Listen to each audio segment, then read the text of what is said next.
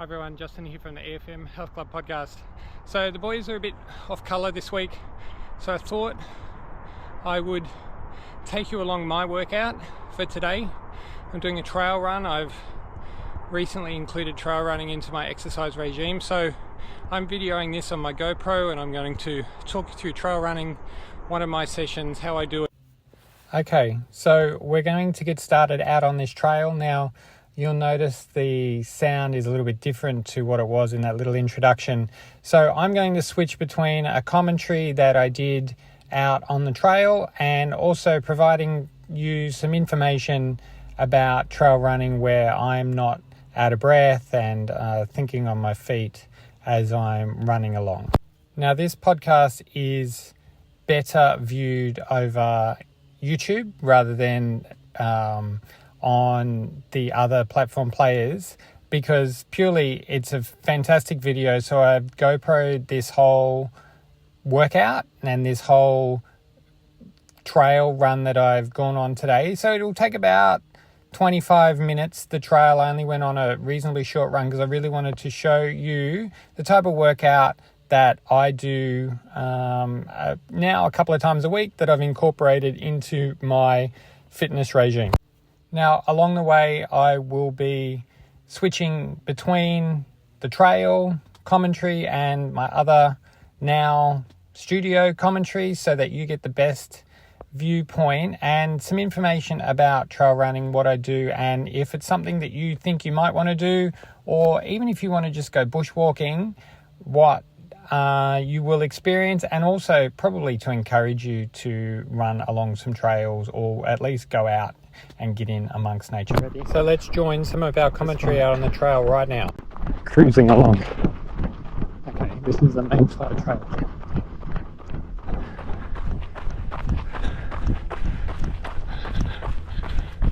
Look at that.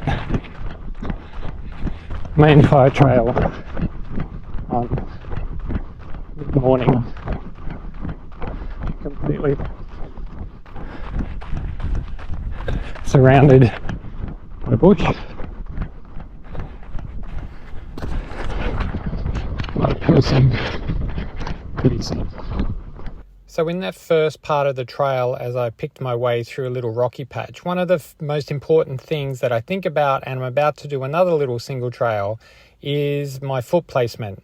I'm keeping my eyes about 2-3 meters ahead, not right at my feet, so I can plan where I'm going to go. Short, light steps here really help. Thinking about almost dancing along the trail. If you overstride, especially on uneven ground, you're likely to twist an ankle. So you keep your cadence quick and your center of gravity light and slightly forward. Just getting into a little groove. And I think this is the trail we want to take.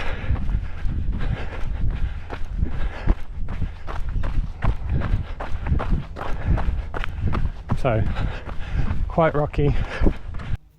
So as I turn off into this little trail, I did check a map before starting this route just to make sure that I knew where I was going. So as we follow this trail down, we'll go live back out to the trail. It's a nice mixture of sand, rock, hard dirt. Just hear a couple of birds in the background.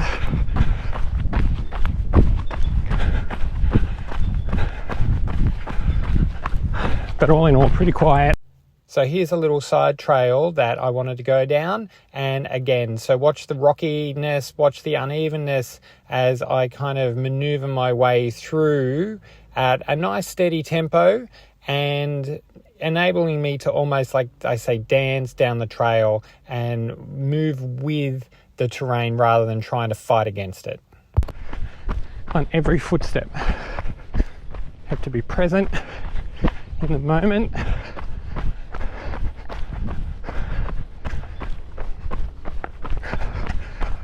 You know, allow your body to flow. It's a nice little rocky bit.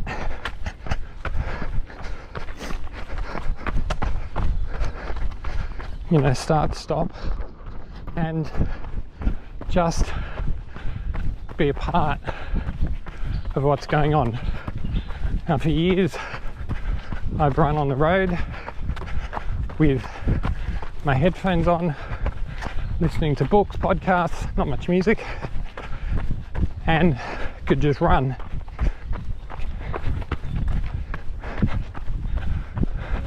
Good morning, how are you? Hi. Good morning.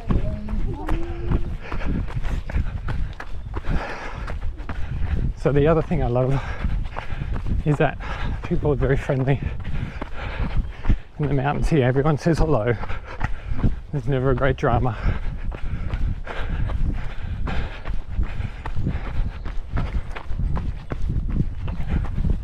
So this trail is a little bit mentally tough. It's a single track. We've just got to keep going along, and it demands focus. One lazy step and you're tripping. So there's nothing fancy here, just a smooth, very light feet, simple cues to keep my brain in the game. What I've found is trail running isn't about tuning out, it's about tuning in. You listen to your body, you listen to your breath, and you get into a really nice rhythm.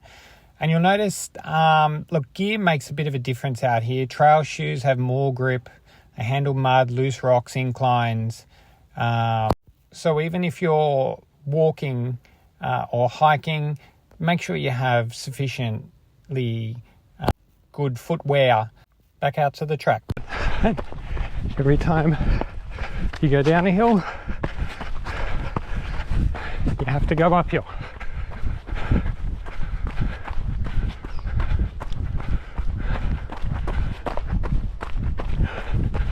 All right, we're cruising through this path. A couple little stairs up.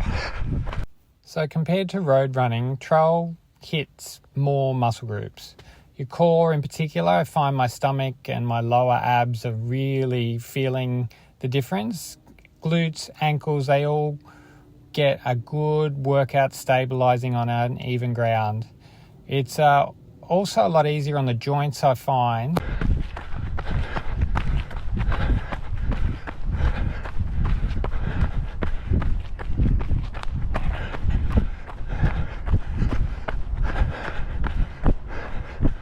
All right, here we are, Elizabeth Lookout in Glenbrook.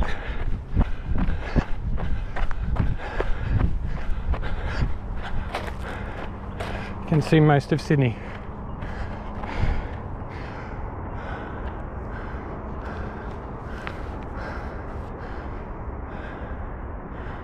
Nice, okay, we're about to head down this trail.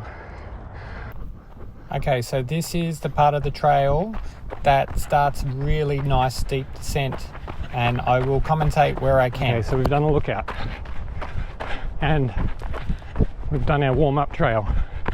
So yes, that was our warm-up trail. Now this is the trail that I wanted to show you. And if I get this right and I'm as fit as I feel I am, which I don't think I am, we're going to go and run this whole distance. Haven't done it before.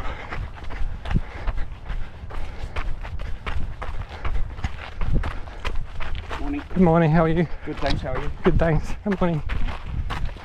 So this little next section is all about being present and mindful. There's something really meditative about this section. As hard and demanding and as technical as it is, you are essentially, well, I know I am essentially by myself a lot. Enjoy the views going down here. We'll let the commentary on the track go for the most of it. The one thing I will say is that I always take care going down here. It is quite steep and I am not that much into trying to go as fast as I can. I want to get home safe, so I'm not flying down here like you will see on a lot of other YouTubers and Instagram people. I take my time. The last thing I want to do is fall over here.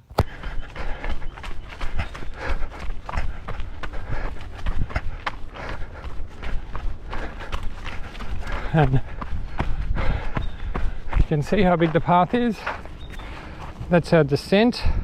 If we get it wrong, so we take every precaution, and you can see it's really lovely and quiet. A few birds in the background.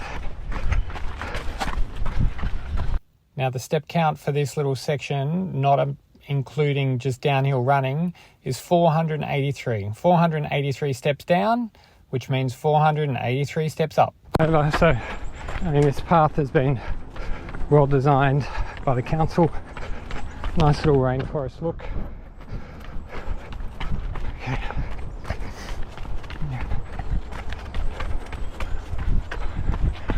Bit of a flat bit so I can have a run.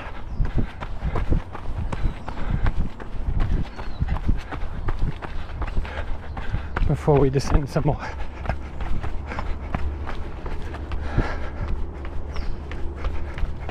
Nice.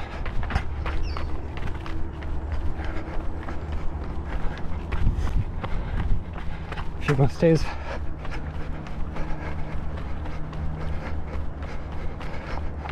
A few more stairs. So I do this on the balls of my feet. I don't know whether that's correct or not, but I'm up on my toes, so I feel like I can maintain better balance. This is a beautiful view down through here. Look at that, just lovely.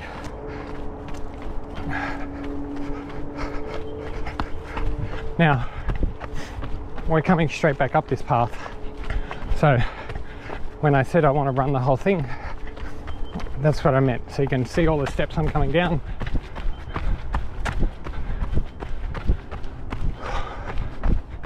Still going, more stairs. So I think this is why I'm starting to enjoy trail running. It's a beautiful mix of flat path, bit of rockiness, all of these stairs up and over tree roots, kind of feeling like you blend into the natural environment.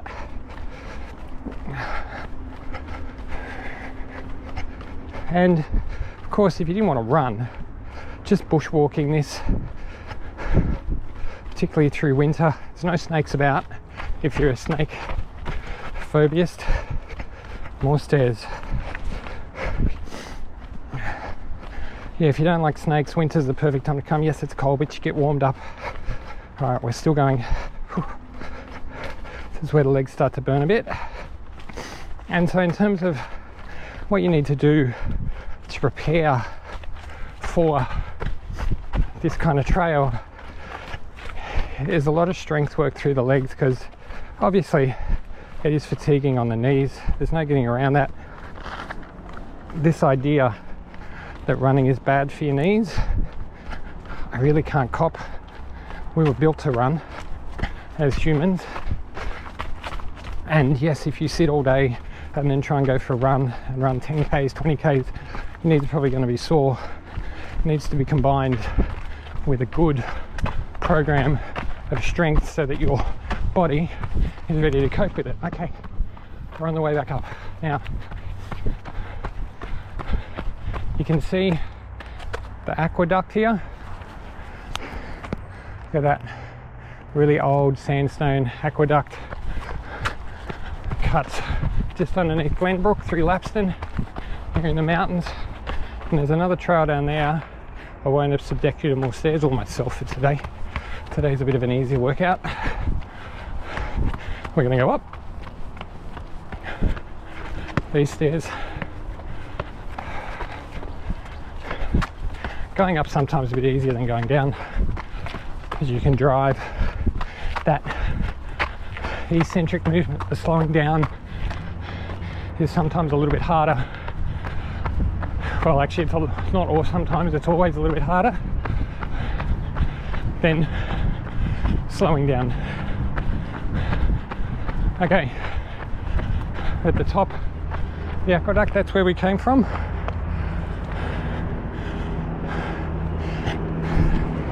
There's Sydney, and we're going to go back home. Okay.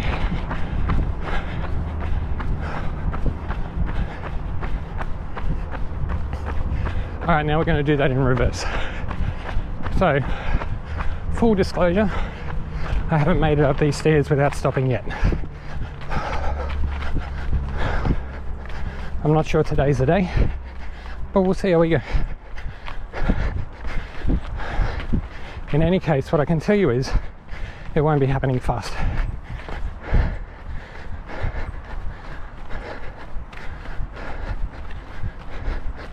Alright, and we're off on our trail. I love this first little bit from the aqueduct. It's downhill. Just allow your brain to think, oh yeah, I can do this. And now we're on the way up. Okay, let's see how we go. There's going to be a lot of times now where I'm out of breath. Now, I think one of the fallacies that I'd like to dispel right now as you watch me run up these stairs is that if you're fit and active and you're slim, then every time you exercise, you find it a little bit easier than somebody who is unfit.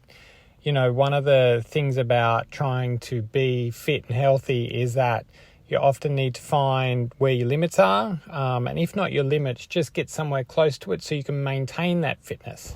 Being fit doesn't automatically mean that you find everything easy.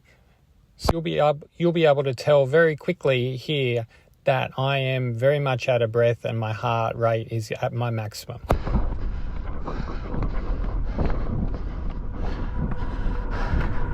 These stairs just get big enough for your legs to burn. Oh, there we go.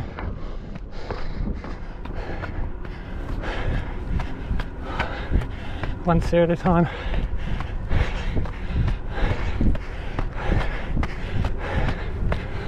Still trying.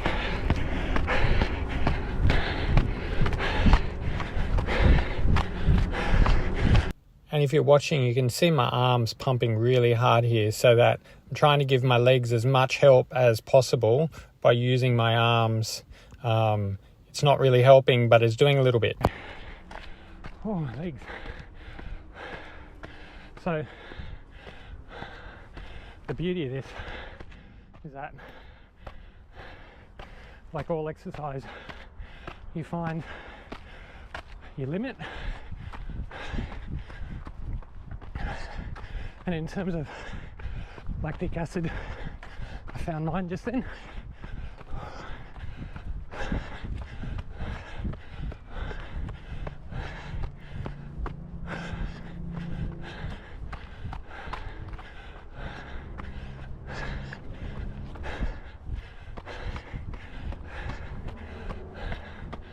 Oh, look at that.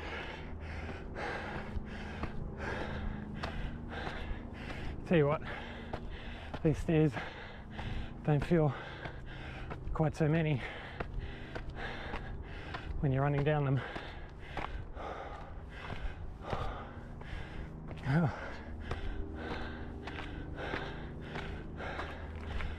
So, like everybody, I'm trying to find where I'm at, and one day I'll be able to run up all these stairs, but it's not today. So as I clamber up these stairs as best I can, having now been subjected to just walking up a bunch of the stairs, it's now that the mental toughness needs to kick in. It's at this point, it's really easy just to stop, but what am I going to do? Just stay here. I'm halfway up a hill, and having gone down it, what I really want to do is keep going down, but you have to go back up at some point. So you have to pick yourself up, and as I am starting to do now, just get a little jog going, just get a little bit of momentum, and just take it one little step at a time. So in that respect, it's a really nice little metaphor for life, just one step, 1 foot at a time, 1 step at a time, and you do get to the end. And the thing, in drawing an analogy with the trail running is that it brings me back to a very natural state in the middle of nature, battling the elements, just taking 1 step at a time to reach to where I want to reach, which is part of the appeal, I think. And I know it doesn't really seem like it, but it is really peaceful out on this trail. You can see that I haven't come across anyone for a good 15 minutes and I actually don't for the rest of the running session. Can hear the birds running through really lovely bushland. Look at that nice little outlook. And just one step at a time, going at a pace I can go at as I start to kind of get to the final part of this ascent. Oh, legs.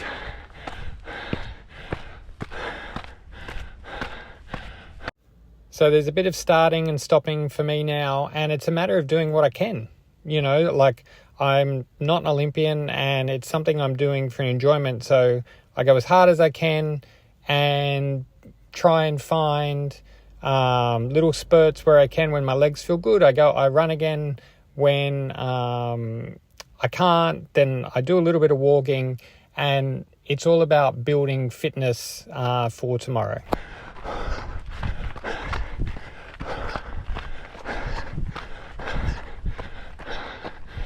So I'm coming up back to Elizabeth Lookout and back down that little side trail, single track that we came down initially. So we're on the home stretch. Go back from whence we came.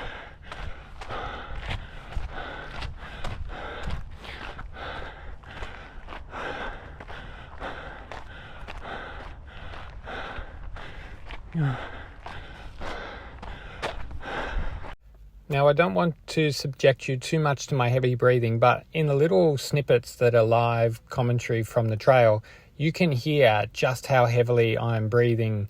And it's a really good indication, the way I've stopped talking and I'm doing these voiceovers, is that I really can only say one or two words at a time. And my heart rate's it's pretty much at its maximum now, as I head down this little side trail to head back to the fire trail. And that's an indication that I've reached my maximum. Now that the trail has leveled out a little bit, it's a matter of starting to reduce my heart rate and get it back on a bit more of an even keel. So we're heading back to the car, and at this point, what I'm trying to do is bring my heart rate back down. Okay, so I don't need a watch to tell me how high my heart rate is.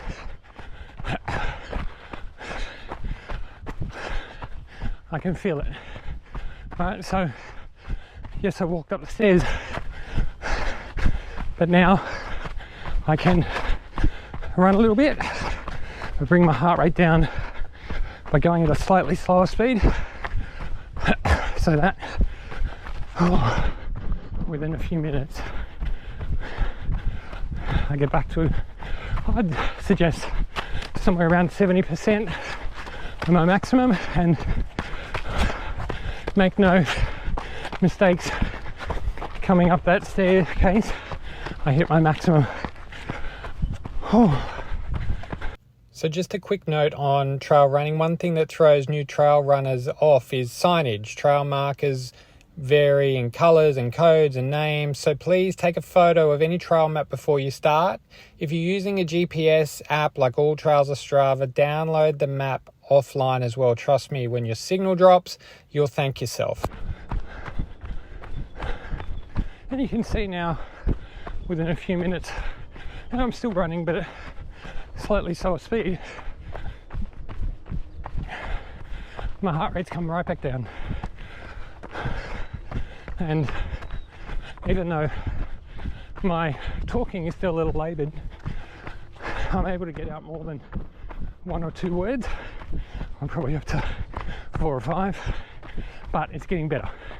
So the idea being, when you're in the middle of it, learn to bring your heart rate down by adjusting speed, adjusting tempo,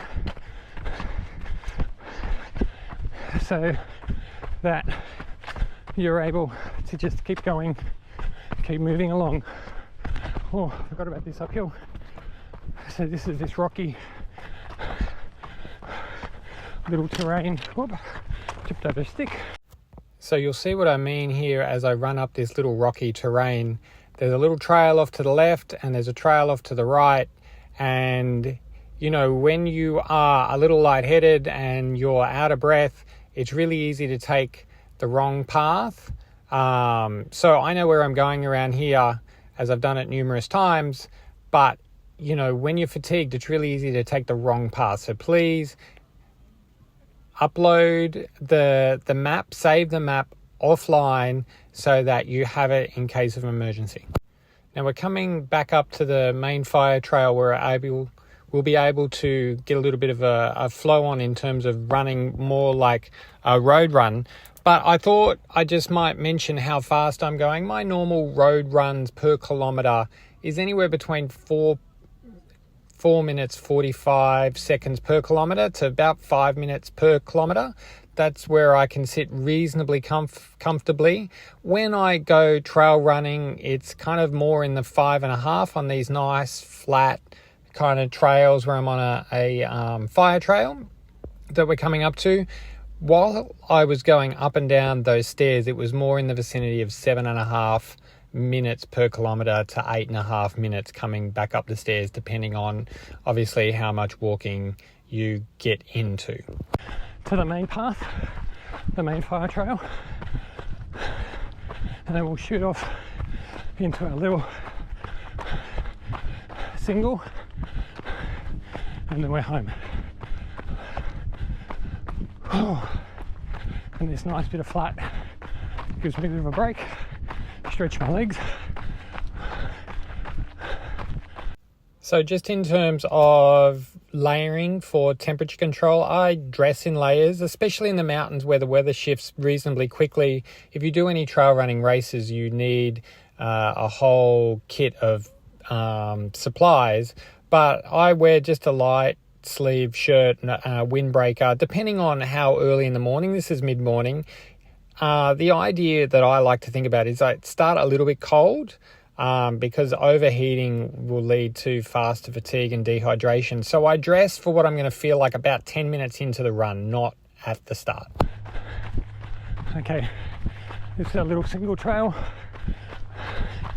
till we go home. Not long to go. So now as we descend into the last little bit of our single trail, one of the biggest benefits of trail running is that it's just nature's therapy. There's growing research in terms of showing that green environments reduce cortisol, improve mood, and even boost cognitive function. We're downhill all the way to the end now. And so what I find is the moment I take my mind off what I'm doing, I hit the side of a rock and I'm off balance. So it's just a beautiful reminder to stay in the present, concentrate on what you're doing. And I have found that in my daily life, work, whatever, family, it's helping me to be much more present, much more concentrated. I don't get to listen to as many books or podcasts as I would like, but I feel like the benefit to this is far outweighing a bit of information that I'll just have to schedule in some other time. Coming to the end now. I hope you've enjoyed my workout and joining me for a part of my workout. If you get the chance, please get into some bushland, some mountains whenever you can. It's good for your soul. Coming up to the soccer fields. That's it. Thanks a lot, guys. I'll see you soon. So that was my workout for today. I hope you enjoyed that. It will look much better on YouTube when you can see all of the lovely bushland and trails that I went through.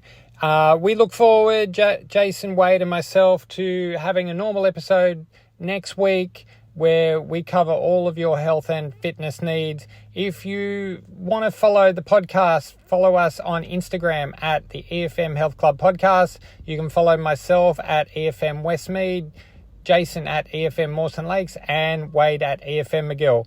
we look forward to catching up with you next week. So we'll see you soon.